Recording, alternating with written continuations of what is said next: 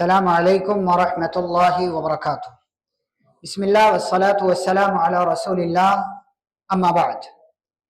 پارہ نمبر 4 کے حوالے سے مختلف باتیں آپ کے سامنے پیش کی جا رہی ہیں۔ پارہ نمبر 4 کی سب سے پہلی بات یہ ہے کہ اللہ کے راستے میں ہمیں اپنا محبوب مال خرچ کرنا چاہیے۔ دوسرے لفظوں میں آپ یہ کہہ لیجئے کہ جنت قربانی مات تھی۔ جنت صرف آدم اور حوا علیہ السلام کو فری میں ملی تھی، اب جنت فری میں کسی کو نہیں ملے گی۔ اب جنت میں جانا ہے تو قربانی دینا پڑے گا آپ کو، کبھی جان کی، کبھی مال کی، کبھی وقت کی، کبھی کسی چیز کی، کبھی کسی چیز کی، اور یہ قربانی بھی محبوب مال کی قربانی ہونی چاہیے۔ مثال کے طور پر حدیث کے اندر یہ بات ہے، پیارے رسول صلی اللہ علیہ وسلم کی تعلیم ہے کہ صدقہ بیماری کو ختم کر دیتا ہے، یا صدقے سے بلائیں دور ہوتی ہیں، لیکن جس ٹائپ کا آپ کا صدقہ رہے گا اسی ٹائپ کی بلائیں دور ہوگی۔ مثال کے طور پر اللہ نہ کرے، لیکن اگر آپ کو کینسر ہے اور آپ یہ سمجھے کہ 2 روپیہ 10 روپیہ دے کر کے میں یہ بلا دور کر دوں، تو ایسا نہیں ہوتا۔ الجزاء من جنس العمل، جیسا آپ رزلٹ چاہتے ہیں ویسا آپ کو عمل بھی کرنا پڑے گا۔ تو جنت آپ چاہتے ہیں تو جنت کے لیول کا کام بھی کرنا پڑے گا۔ اب جنت فری میں نہیں ملے گی، اور جنت کے لیول کا کام کیا ہے کہ آپ اپنا محبوب مال اللہ کے راستے میں دو۔ آپ کا دل چاہ رہا ہے کہ نہیں یہ نہیں دینا ہے، لیکن آپ کو دینا ہے، وہ تب جا کر کے جنت ملے گی۔ ابو طلحہ انصاری رضی اللہ عنہ اس آیت کے نازل ہونے کے بعد آئے نبی صلی اللہ علیہ وسلم کے پاس، کہنے لگے میرا ایک باغ ہے بیروحہ نام کا، بڑا بہترین باغ تھا۔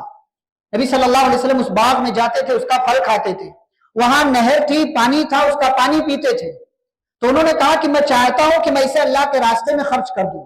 تو آپ صلی اللہ علیہ وسلم نے فرمایا ذالک مال رابح، یہ تو بہت اچھا مال ہے، اسے اللہ کے راستے میں مت خرچ کرو، بلکہ ایک اور اچھا کام اس میں کر سکتے ہو کہ اس مال کو اپنے رشتہ داروں میں تقسیم کر دو، اس باغ کو اپنے رشتہ داروں میں تقسیم کر دو۔ چنانچہ انہوں نے وہ باغ تقسیم کر دیا اور اللہ سے بہت نفع بخش انہوں نے تجارت کر لی۔ آپ دیکھیں اسے ہی صحابہ اپنا محبوب مال اللہ کے راستے میں خرچ کرتے تھے۔ ہم تو جیسا کہ میں نے اس دن بھی کہا، ہم پھٹے پرانے نوٹ دے کر کے جنت چاہتے ہیں نا، صحابہ پورا مال اللہ کے راستے میں خرچ کر دیتے۔ حضرت صہیب رومی رضی اللہ عنہ روم کے رہنے والے تھے، مکہ میں آ کر کے رہنے لگے تھے، تجارت کی بہت کامیاب ہوئی۔ جب ہجرت کا موقع آیا، ہجرت کرنے لگے تو مکہ والوں نے، مشرکوں نے روک لیا، کہا صہیب ہمارے پاس آئے تھے، فقیر تھے، محتاج تھے، یہاں کمایا ہمارے ساتھ رہ کر کے، مالدار ہو گئے، آپ سب لے کر کے جا رہے ہو، ہم نہیں جانے دیں گے۔ کہا اگر مال چھوڑ دو تو جانے دو گے؟ کہاں تب جانے دیں گے۔ سب کچھ مکے میں چھوڑ دیا، صرف اپنا جسم اور جسم پر موجود کپڑا لے کر کے مدینہ پہنچے۔ پیارے نبی صلی اللہ علیہ وسلم کو خبر ملی تو آپ نے کہا صہیب نے بڑی نفع بخش تجارت کی۔ آپ کو پتا جنگ تبوک کے موقع سے ہم تو یہ جانتے ہیں کہ ابوبکر صدیق رضی اللہ عنہ گھر کا پورا مال لائے، حضرت عمر رضی اللہ عنہ گھر کا آدھا مال لائے، لیکن آپ کو یہ بھی معلوم ہونا چاہیے کہ اسی جنگ تبوک کے موقع سے حضرت عثمان رضی اللہ عنہ نے 900 اونٹ سامان کے ساتھ دی، 900 اونٹ بھی دیا، اور سامان بھی لاد کر، جتنا سامان اونٹ لاد سکتے سامان، 100 گھوڑے، اور یہی نہیں 5 کلو سونا، 5 کلو سونا دیا جنگ تبوک کے موقع سے۔ 5 کلو سونے کی آج قیمت کیا پتا ہے؟ 3 کروڑ روپے۔ 3 کروڑ روپے جگہ پہ حضرت عثمان غنی رضی اللہ تعالیٰ عنہ نے خرچہ کیا، تب جا کر کے جنت ملتی ہے۔ نبی نے اسی موقع سے 9 کے 9 مرتبہ کہا کہ عثمان کے اوپر جنت واجب ہو گئی، آج کے بعد عثمان کوئی نیکی نہ کرے تب بھی ان کو کوئی نقصان نہیں ہونے والا ہے۔ جنت قربانی مانگتی ہے۔ ہمارے یہاں تو 5-10 منٹ لوگ بیٹھنا بھی نہیں چاہتے، 2-4 منٹ کبھی جو ہے نماز لمبی ہو جاتی ہے تو امام کو جو ہے سنانے لگ جاتے ہیں وہاں سے۔ ایسے جنت ملے گی؟ اس طریقے سے جنت نہیں ملتی۔ یہ یہاں سے یقین، ایمان سب کچھ ہونا چاہیے۔ تو یہ پہلی بات۔ آگے بڑھیں تو اللہ نے ایک اعتراض کا جواب دیا ہے۔ جب قبلہ تبدیل ہوا تو یہودیوں نے کہا کہ سب سے پہلی مسجد تو بیت المقدس ہے، تو ان لوگوں نے بیت المقدس کو چھوڑ کر کے خانہ کعبہ کی طرف منہ کر کے نماز پڑھنا شروع کر دیا۔ تو اللہ نے اس اعتراض کا جواب دیا فرمایا جو تم یہ سمجھ رہے ہو نا کہ بیت المقدس یہ سب سے پہلا گھر ہے، سب سے پہلی مسجد ہے، نہیں، ان اول بیت وضع للناس للذی ببکہ، کہ سب سے پہلا گھر جو لوگوں کے لیے بنایا گیا وہ کہاں ہے؟ بکہ میں۔ بکہ کیا ہے؟ مکہ کا ایک نام ہے۔ اللہ نے مکہ کے بجائے بکہ کیوں کہا؟ اس لیے کہ بکہ جو یہ لفظ ہے نا مکہ کے لیے استعمال ہوتا ہے، یہ بنی اسرائیل کی کتابوں میں موجود تھا یہ لفظ، تو چونکہ ان کے اعتراض کا جواب دینا تھا اس لیے وہی الفاظ استعمال اللہ نے کیے جو ان کی کتابوں میں موجود تھا۔ اور یہ گھر کس کے لیے؟ صرف وہاں مکہ والوں کے لیے؟ صرف مدینہ اور سعودی عرب والوں کے لیے؟ نہیں، للناس، اللہ نے للناس کا لفظ استعمال کیا۔ اور آگے کیا کہا؟ مبارکہ، یہ گھر مبارک ہے۔ اچھا، بیت المقدس یہ دوسرا گھر ہے اللہ کا، سب سے پہلے زمین پر جو بنائے گئے، سب سے پہلا گھر خانہ کعبہ، اس کے بعد بیت المقدس۔ صحابہ نے پوچھا دونوں کے درمیان کتنا فاصلہ؟ تو آپ صلی اللہ علیہ وسلم نے فرمایا 40 سال کا، 40 سال کا۔ اچھا، خانہ کعبہ کو کس نے بنایا؟ خانہ کعبہ کی تعمیر کس نے کی؟ جی، ابراہیم علیہ السلام۔ تو بہت بات کہیں ہو، ان سے پہلے نوح علیہ السلام آئے، تو پہلے مسجدیں نہیں تھی؟ نوح علیہ السلام کے زمانے میں مسجد نہیں تھی، نماز کہاں پڑھتے تھے؟ عبادت کے لیے کوئی جگہ تو رہی ہوگی، اس سے پہلے آدم علیہ السلام آئے۔ تو خانہ کعبہ کی سب سے پہلی تعمیر بعض روایتوں کے حساب سے فرشتوں نے کی اور بعض کے حساب سے آدم علیہ السلام نے کی، اور اس کے 40 سال کے بعد بیت المقدس کی تعمیر کی۔ اچھا، یہ لوگ چلے گئے تو ان کے آثار یا تو ختم ہو گئے، مسجد کا نام و نشان نہیں رہ گیا۔ ابراہیم علیہ السلام آئے تو اللہ نے کہا دوبارہ سے میرے گھر کی تعمیر کیجیے، اور بیت المقدس میں وہاں پر فلسطین کے علاقے میں سلیمان علیہ السلام تھے، اللہ نے سلیمان علیہ السلام سے کہا کہ دوبارہ بیت المقدس کی تعمیر کیجیے۔ تو دوبارہ سے جو تعمیر ہوئی وہ ابراہیم علیہ السلام نے خانہ کعبہ کی اور بیت المقدس کی سلیمان علیہ السلام نے کی۔ اور سلیمان علیہ السلام چونکہ بنی اسرائیل کے نبی ہیں اس لیے یہودیوں کو یہ لگتا تھا کہ نہیں یہ سب سے پہلا گھر ہے۔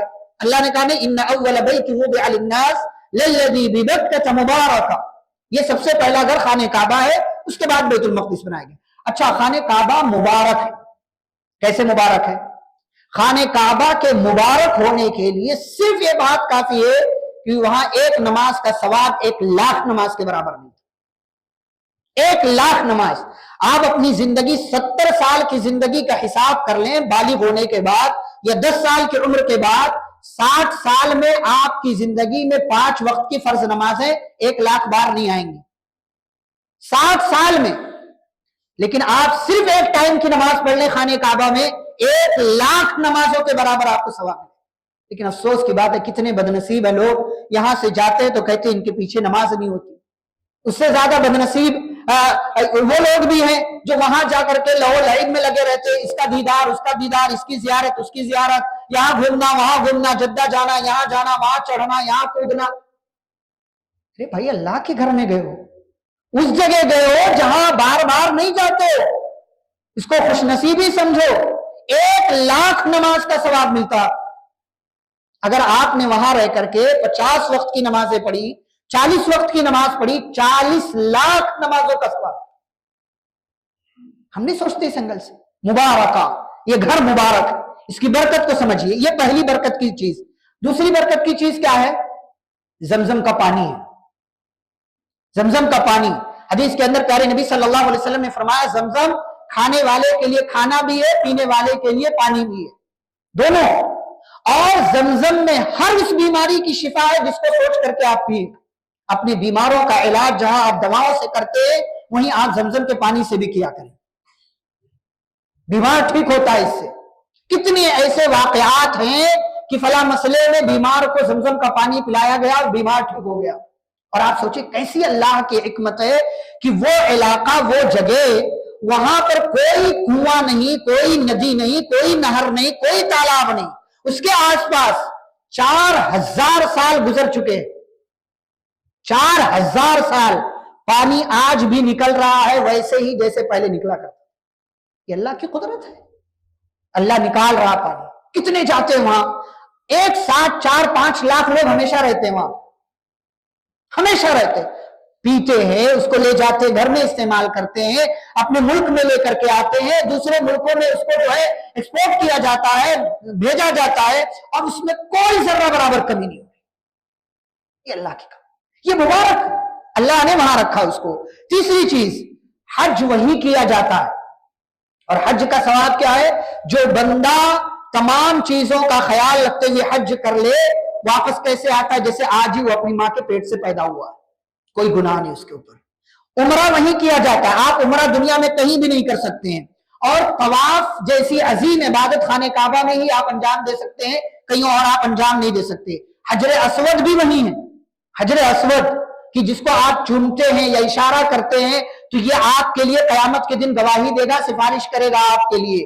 ایسے ہی صفا مروہ بھی وہی ہے، صفا مروہ کی سعی کرنا حج کا بھی رکن ہے اور عمرے کا رکن ہے۔ اگر آپ نے سعی چھوڑ دی تو آپ کا نہ حج ہوا نہ آپ کا عمرہ ہوا۔ اور ایسے ہی دنیا والوں کے لیے ہدایت ہے خانہ کعبہ۔ اسلام کی روشنی کہاں سے پھیلی؟ مکہ سے پھیلی۔ ایسے ہی ایک چیز وہاں پر کیا ہے؟ مقام ابراہیم ہے، مقام ابراہیم۔ آپ جب طواف کے ساتھ چکر لگا کر آتے ہیں تو مقام ابراہیم کے پیچھے جا کر کے کھڑے ہو کر کے 2 رکعت نماز ادا کرتے ہیں، 2 رکعت طواف کی ادا کرتے ہیں۔ اور یہ مقام ابراہیم آج بھی پتھر موجود ہے، اور ابراہیم علیہ السلام جس پتھر پر کھڑے ہو کر کے خانہ کعبہ کی تعمیر کر رہے تھے، تعمیر اوپر ہوتی جاتی تھی، یہ پتھر اوپر ہوتا جاتا تھا، یہاں تک کہ خانہ کعبہ کی دیوار تک پہنچ گئے تو پتھر بھی اسی لیول کے حساب سے پہنچ گیا تاکہ تعمیر کرنے میں اور پتھر خانہ کعبہ کی دیوار میں لگانے میں آسانی ہو۔ وَاتَّخِذُوا مِن مَقَامِ إِبْرَاهِيمَ مُصَلَّى، مقام ابراہیم کو نماز پڑھنے کی جگہ بنا لو۔ یہ سب برکتوں والی چیز ہے۔ اچھا، یہ ساری برکتوں والی چیزیں، ایک سوال کا جواب دے لیتے ہیں۔ بہت سے لوگ کہتے ہیں کہ مسلمان حجر اسود کی پوجا کرتے ہیں، کیا صحیح ہے؟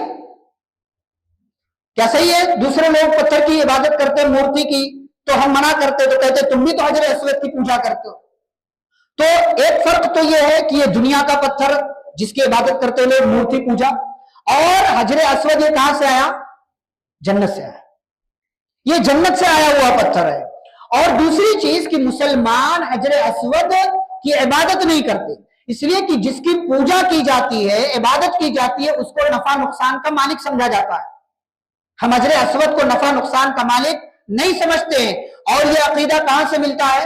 عمر رضی اللہ عنہ کے اس جملے سے۔ انہوں نے کہا تھا کہ اے پتھر، میں جانتا ہوں، انی لاعلم انک حجر لا تضر ولا تنفع ولولا انی رأیت رسول اللہ صلی اللہ علیہ وسلم یقبلک ما قبلت۔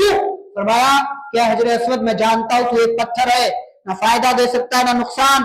اگر میں نے اپنے پیارے رسول صلی اللہ علیہ وسلم کو تجھے چومتے ہوئے نہ دیکھا ہوتا تو میں تجھے کبھی بھی بوسہ نہیں دیتا۔ بوسہ دینا یہ عبادت ہے، اس طریقے پر کی پیارے نبی صلی اللہ علیہ وسلم نے کیا ہے۔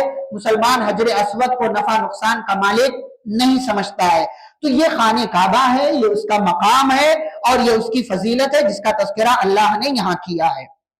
آگے ایک مسئلہ ہے کہ اپنے ایمان اور عقیدے کی فکر کرو۔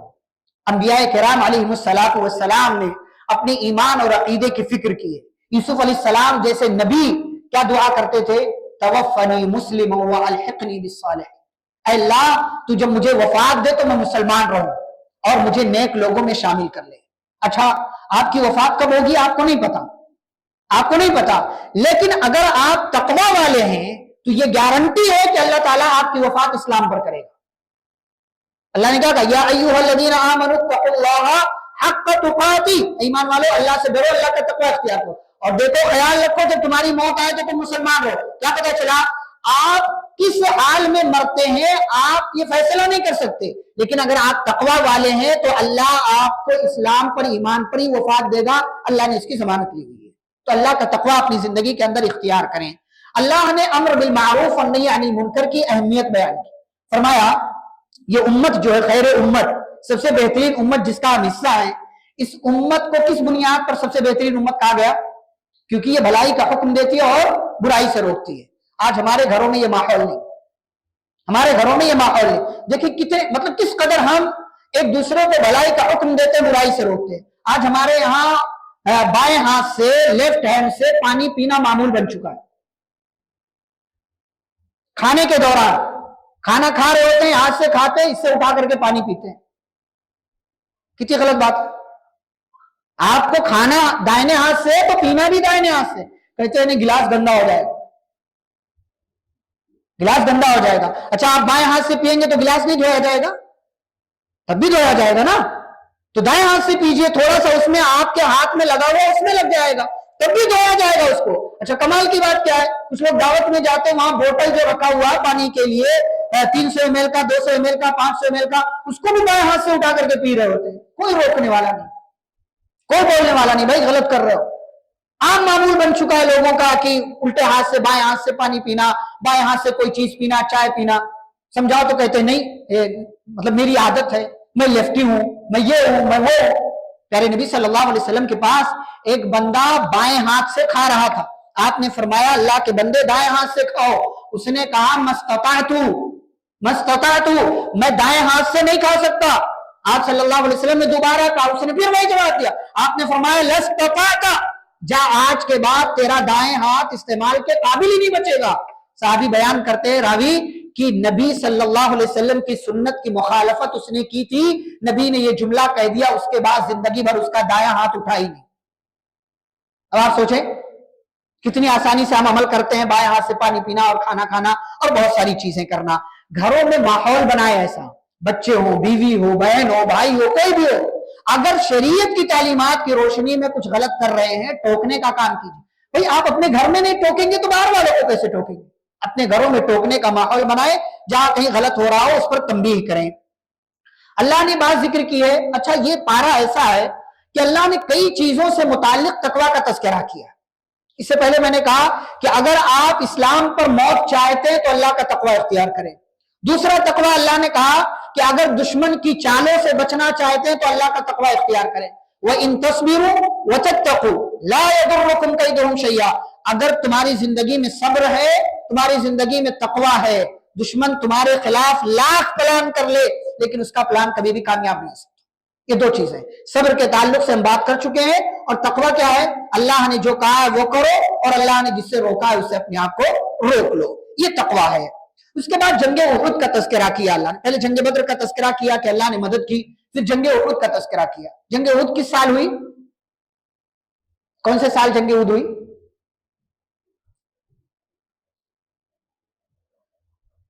दो, तीन, चार, पांच, छह, सात, कौन से साल? बदर कौन से साल हुई? क्या सीरत पढ़े आप लोग? नहीं पढ़े? सिर्फ पढ़ना सुनना नहीं होता, याद रखना भी होता। जंगे उहुद शव्वाल सन 3 हिजरी, शव्वाल सन 3 हिजरी, हिजरत के सिर्फ तीसरे साल ये जंग हुई। इसमें मुसलमानों को बजाहिर शिकस्त हुई, बजाहिर हारे, हालांकि जंगी कानून के हिसाब से वो हारे नहीं थे, लेकिन बजाहिर हार गए, जीती हुई बाजी हार गए वो। इसके पीछे वजह क्या थी? प्यारे नबी सल्लल्लाहु अलैहि वसल्लम के हुक्म की खिलाफ वर्जी। नबी सल्लल्लाहु अलैहि वसल्लम के हुक्म को आखिरी वक्त तक ना मानना। आपने कहा था, जब तक मेरा दूसरा ऑर्डर नहीं आ जाता तुम 50 लोगों को यही रहना है, यही ठहरे रहना। लेकिन क्या किया? नबी सल्लल्लाहु अलैहि वसल्लम के हुक्म की बजाहिर मुखालफत हुई, अंजाम भी थोड़ी देर में देख लिया, जीती हुई बाजी हार गए, और प्यारे नबी सल्लल्लाहु अलैहि वसल्लम को भी इस जंग में तकलीफ का सामना करना पड़ा। जंगे उहुद में मुसलमानों को बजाहिर शिकस्त हुई, और शिकस्त 3 वजूहात की वजह से आती है, हार जो इंसान को मिलती। नंबर 1, नाफरमानी अल्लाह के और उसके रसूल सल्लल्लाहु अलैहि वसल्लम की। नंबर 2, अल्लाह और उसके रसूल सल्लल्लाहु अलैहि वसल्लम को छोड़ करके किसी और से ताल्लुक पैदा कर लेना।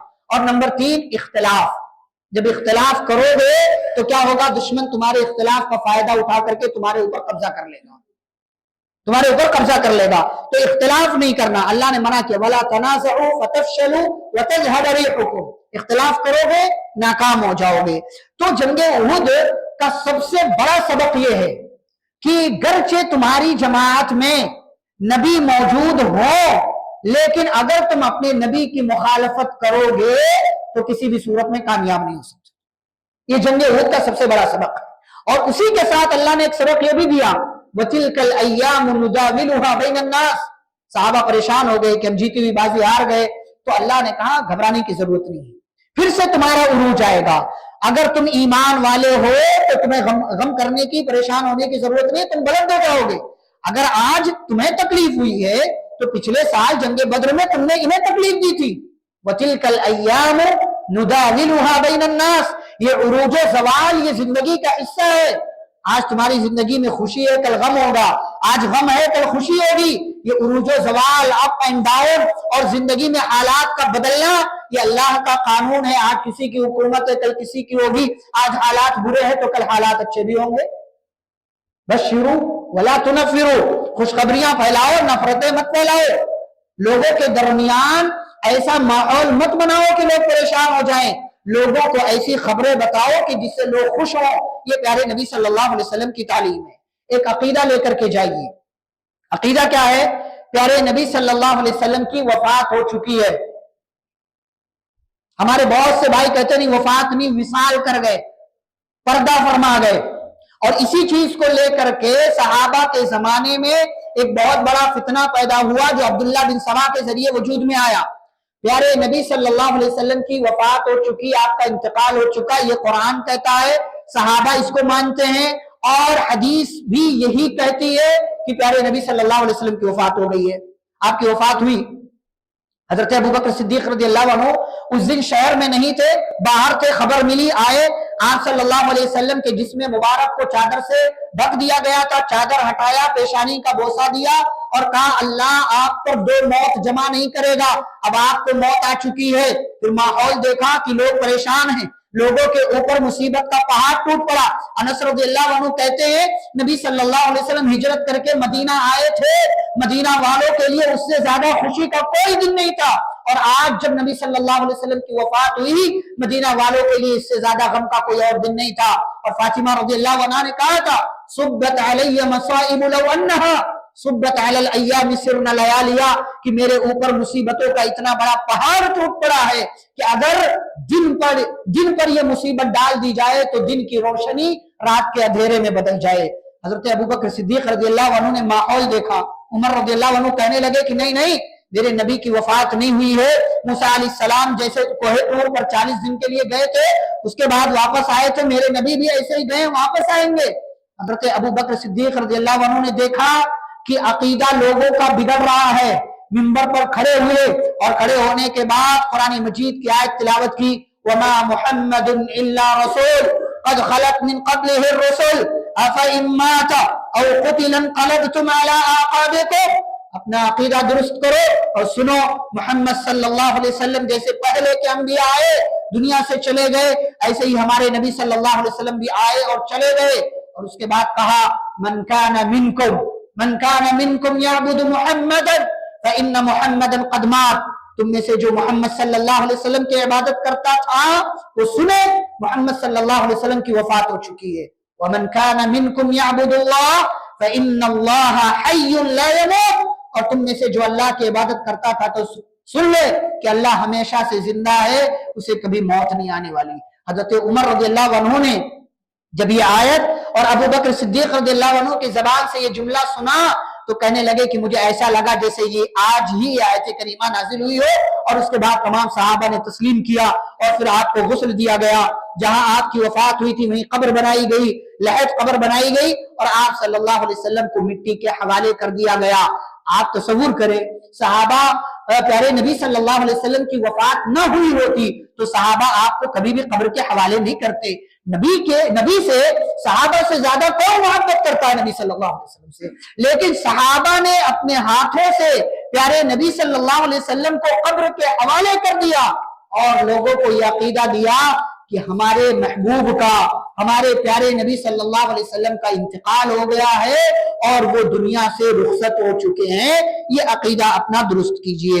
आगे प्यारे नबी सल्लल्लाहु अलैहि वसल्लम की 5 अजीम सिफात का अल्लाह ने तस्करा किया। वो 5 अजीम सिफात क्या है?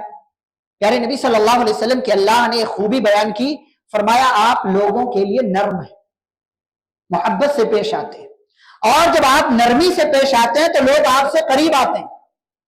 वलौ कुन्त फद्दन गलीज़ल क़ल्बि लन्फ़द्दू मिन हौलिक। अगर आप सख्त होते, आपके मिजाज में सख्ती होती तो कोई आपके करीब नहीं आता, सारे लोग आपसे दूर चले जाते। अपने अंदर नरमी पैदा कीजिए। बहुत से लोग, बहुत से बाप ऐसे हैं कि जो एकदम अपने आप को हिटलर बना करके रखते घर में। मैं घर में पहुंचू तो सब लोग दुबक जाना, घर में पैक हो जाना। आ गया हिटलर। गलत बात, गलत बात। एक सहाबी आए प्यारे नबी सल्लल्लाहु अलैहि वसल्लम के पास, आप सल्लल्लाहु अलैहि वसल्लम ने अपनी नवासों को बोसा दिया, तो वो कहने लगे अल्लाह के नबी आप अपनी नवासों को बोसा दे रहे, मैंने तो आज तक अपने जो है अपने बच्चों को, अपनी औलाद को बोसा नहीं दिया। प्यारे नबी ने फरमाया जिसके दिल को अल्लाह ने सख्त कर दिया हो तो उसको मैं नरम कैसे कर सकता हूं। बहुत से लोग क्या समझते हैं स्ट्रिक्ट होने का मतलब यह है कि एकदम हिटलर बन करके रहो और ऐसा तरीका इख्तियार करो कि मैं घर में आऊं तो सब लोग खामोश हो जाए। नबी सल्लल्लाहु अलैहि वसल्लम से ज्यादा अजीम नहीं है आप। आपने तरीका बताया है कि लोगों को करीब कैसे किया जाए, नरमी के साथ, मोहब्बत के साथ। और माइकल हार्ट ने किताब लिखी सौ अजीम आदमी, सबसे पहले नंबर पर उसने प्यारे नबी सल्लल्लाहु अलैहि वसल्लम का नाम लिखा। ईसाई हो, क्रिश्चियन है, और वो लिखता है अपनी किताब में स्टार्टिंग में मुकदमे में, कहता है कि मुझे पता है कि लोग एतराज करेंगे, क्रिश्चियन हो, ईसाई हो, ईसा अलैहिस्सलाम का नाम पहले लिखना चाहिए, तुमने मोहम्मद सल्लल्लाहु अलैहि वसल्लम का नाम पहले लिखा हुआ। वो कहता है जवाब देते हुए कि मैंने जिंदगी के हर महाज, हर फील्ड, हर मैदान में इस इंसान से ज्यादा कामयाब इंसान किसी और को नहीं पाया, इसीलिए मैं मजबूर हुआ कि इस बंदे का नाम मैं पहले नंबर पर लिखूं। ये हमारे नबी सल्लल्लाहु अलैहि वसल्लम का मकाम।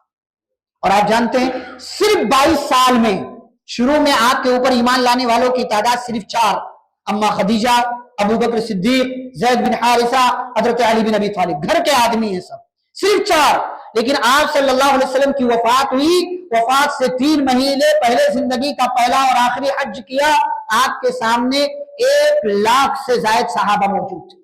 सिर्फ 22 साल की मुद्दत में इतना अजीम कामयाब इंसान दुनिया ने नहीं देखा कि 4 से ये तादाद 1 लाख से ऊपर पहुंच गई। किसका कमाल है? नरमी का।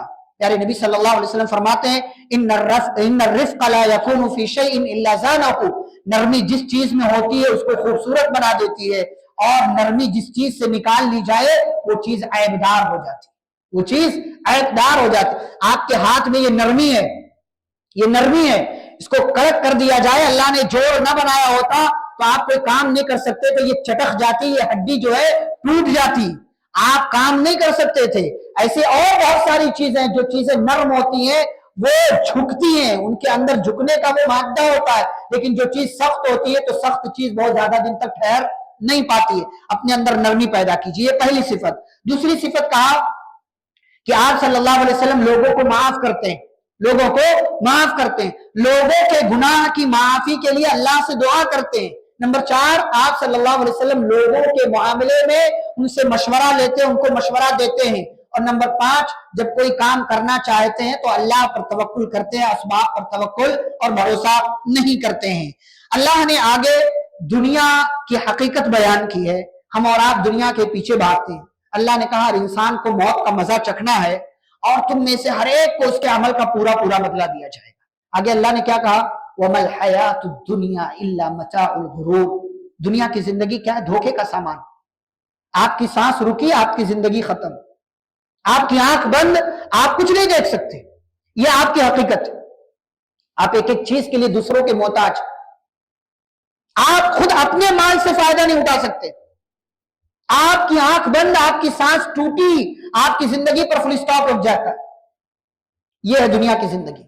प्यारे नबी सल्लल्लाहु अलैहि वसल्लम फरमाते हैं लौ कानतिद दुनिया तादिलु इंदल्लाहि जनाह बऊदा मा सका मिनहा काफिरन शुरबत मा, कि अगर ये दुनिया बनाने वाले की निगाह में एक मच्छर के पर के बराबर भी होती, अल्लाह किसी काफिर को एक घूंट पानी भी नहीं पिलाता। यह है दुनिया। दुनिया अल्लाह की निगाह में किसी तरह की कोई हैसियत नहीं, इसकी मच्छर के पर के बराबर भी इसकी हैसियत नहीं, कोई वैल्यू नहीं है इसके अल्लाह। और इसी दुनिया के पीछे हम भाग रहे हैं, इसी दुनिया के पीछे हम भाग रहे हैं। तो ये दुनिया की जिंदगी की हकीकत को समझिए। और अल्लाह ने एक बात ये भी कही कि आप क्या समझते हैं दूसरी कौमें आपके दोस्त हैं? नहीं। वला तस्माउन मिनल लदीना ऊतुल किताब मिन क़ब्लिकुम व मिनल लदीना अशरकू अदन कसीरा, इन यहूदियों से, इन ईसाइयों से और इन मुशरिकों और काफिरों की तरफ से बहुत सारी तकलीफ दह चीज तुम्हें तुम्हारी जिंदगी में बर्दाश्त करना पड़ेंगी। ये कभी तुम्हारे दोस्त नहीं हो सकते। जहां इस्लाम की बात आएगी, जहां धर्म और दीन की बात आएगी, ये कभी तुम्हारे दोस्त नहीं हो सकते। लिहाजा इनसे होशियार रहो, صبر کا اور تقوی، پھر سے تقوی آیا، وَإِن تَصْبِرُوا وَتَتَّقُوا، اگر صبر تمہاری زندگی میں ہے، تقوی تمہاری زندگی میں ہے، تو پھر اس کے ذریعے تم اپنے آپ کو بچا سکتے ہیں۔ آج ہمارے یہاں دیکھیں، فلاں پارٹی یہ سازش کر رہی ہے، فلاں پارٹی یہ کر رہی ہے، ارے بھائی ادھر دھیان ہی کیوں دے رہے ہو؟ ادھر دھیان ہی کیوں دے رہے ہو؟ یہ تمہارا ذہن ڈائیورٹ کرنے کے لیے سارے پلان کرتے ہیں، یہ ساری چیزیں، ساری تدبیریں اختیار کرتے ہیں، اور ہم ہیں کہ اسی چیز میں ڈوبے ہوئے ہیں۔ دھیان دینا چھوڑ دیجیے، چیزوں کو اہمیت جب دیں گے نا، چیزوں کو اہمیت جب دیں گے تو پھر ایسی صورت میں وہ چیز آپ کے دماغ میں بیٹھی رہے گی، سماج میں ظاہر بن کر کے رہے گی۔ آپ کو پتا امام بخاری، امام مسلم، امام ترمذی، امام ابو داؤد، بڑے بڑے ائمہ کا نام آپ سنتے ہیں بار بار، ان کے زمانے میں بہت بڑے بڑے گمراہ فرقے تھے، ایسے ایسے لوگ تھے جنہوں نے حدیثوں کو گڑھ رکھا تھا، لیکن دنیا ان کے بارے میں نہیں جانتی ہے، کیونکہ ان لوگوں نے ان کا تذکرہ تک نہیں کیا۔ آپ جب فتنے کو اٹھائیں گے، کسی سازش کو آپ بار بار اب ہم لوگ دیکھیں شیئرنگ کرنے میں کتنے ماہر ہیں، کوئی ویڈیو آئی کہاں کی ہے، کب کی ہے، کس طریقے کی ہے، اس کی حقیقت کیا ہے، سچائی کیا، فٹافٹ شیئر، فٹافٹ فارورڈ کرنا، غلط بات ہے، غلط بات ہے۔ ڈر کا ماحول پیدا نہیں کرنا ہے آپ کو، بلکہ خوشی کا ماحول پیدا کرنا ہے، نفرت کے ماحول سے بچنا ہے، محبتوں کا کاروبار کیجئے، نفرتوں کا کاروبار مت کیجئے، اور نہ ہی لوگوں کے درمیان ڈر پھیلائیے۔ اس کے بعد سورۃ النساء کا آغاز ہوتا ہے۔ نساء مطلب عورت، مرد کے نام پہ کوئی سورہ نہیں، یعنی مرد نام سے، عورت نام سے سورہ ہے، مردوں کے نام پر سورہ ہے، محمد، یوسف، ابراہیم وغیرہ، لیکن خاص عورتوں کے مقابلے میں مردوں کے نام سے سورۃ الرجال نہیں۔ اچھا، یہ سورہ وہ ہے جس میں اللہ نے عورتوں کے مخصوص بہت سے مسائل کا تذکرہ کیا، اس لیے بطور خاص عورتوں کو سورۃ النساء ضرور پڑھنا چاہیے، اور ان لوگوں کو بھی پڑھنا چاہیے، مردوں کو جو شادی شدہ ہیں یا جو شادی کرنے والے ہیں۔ بہت سے ایسے مسائل کا اللہ نے تذکرہ کیا ہے۔ اس کی ابتدا ہی میں اللہ نے کیا کہا کہ اللہ نے مرد سے عورت کو پیدا کیا۔ کیا میسج دیا اللہ نے؟ کہ ایک مرد کے لیے ایک عورت کی ضرورت ہے، اور ایک عورت کے لیے ایک مرد کی ضرورت ہے۔ عورت اکیلے کچھ نہیں، مرد اکیلے کچھ نہیں، عورت اکیلے کچھ نہیں ہے، مرد اکیلے کچھ نہیں ہے۔ اگر یہ دونوں ایک دوسرے کو اپنی ضرورت سمجھے تو مسائل جنم نہیں لیں گے، مسائل جنم نہیں۔ مسئلہ کیا ہے، بعض دفعہ مرد اپنے آپ کو بڑا سمجھتا ہے، بعض دفعہ عورت اپنے آپ کو بڑا سمجھتی ہے، تو پھر مسئلے ہو جاتے ہیں۔ آپ کڑک بن کر کے رہیں گے، شروع میں نے کہا ٹوٹ جائیں گے، آپ نرم بن کے رہیں گے، آپ کی زندگی کے تمام مسائل یہ نرمی اپنے آپ ختم کر دے گی۔ کڑک بن کر کے، سخت بن کر کے مت رہیے۔ اور آگے اللہ نے ایک چیز کہا، رشتہ داری کا خیال کیجیے۔ جو رشتہ داری نکاح کی بنیاد پر آپ بناتے ہیں نا، پھر آگے کئی ایک رشتہ داریاں جنم لیتی ہیں، ان رشتہ داریوں کا خیال رکھیے، بنایا ہے تو نبھائیے بھی۔ ہمارے یہاں لوگ بنانا آسان سمجھتے ہیں، لیکن نبھانے کا ہنر نہیں ہے۔ بنائیے بھی اور نبھائیے بھی، اس پر آپ کو ثواب ملے گا۔ ایک آیت ہے آگے، اچھا، اس سورہ میں اللہ نے عورتوں کے کئی ایک مخصوص مسائل کا تذکرہ کیا، بیوہ عورتوں کے حقوق بیان کیے ہیں، یتیم عورتوں کے، یتیم لڑکیوں کے حقوق بیان کیے ہیں، ایسی عورتیں جو سماج میں دبی کچلی ہوئی تھی، ایسی عورتوں کا اللہ نے تذکرہ کیا ہے۔ بعض عورتیں ایسی تھی کہ ان کے شوہر کا انتقال ہو جاتا تھا تو ان کے سوتیلے بیٹے اس سے اپنی سوتیلی ماں سے نکاح کر لیا کرتے تھے۔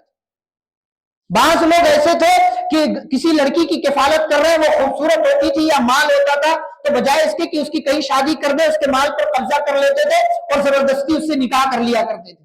اسلام نے عورتوں پر احسان کیا اور عورتوں کو ان تمام طرح کے ظلم سے نجات دلایا۔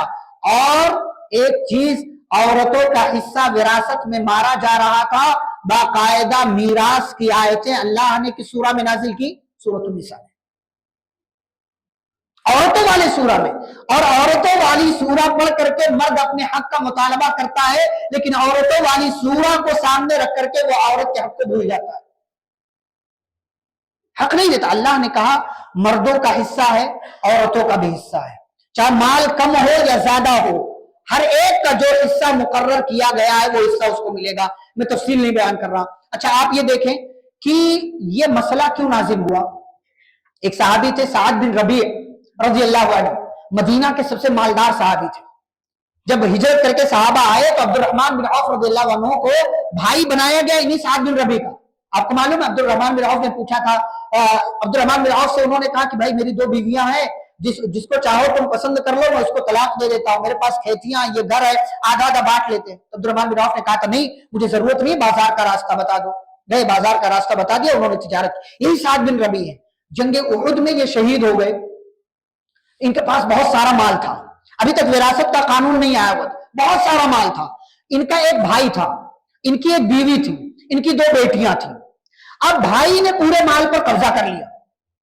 سعد بن ربیع بہت مالدار, مدینہ کے سب سے مالدار تھے, سب سے مالدار انصاریوں میں, یعنی اس وقت بھی سب سے زیادہ مالدار تھے.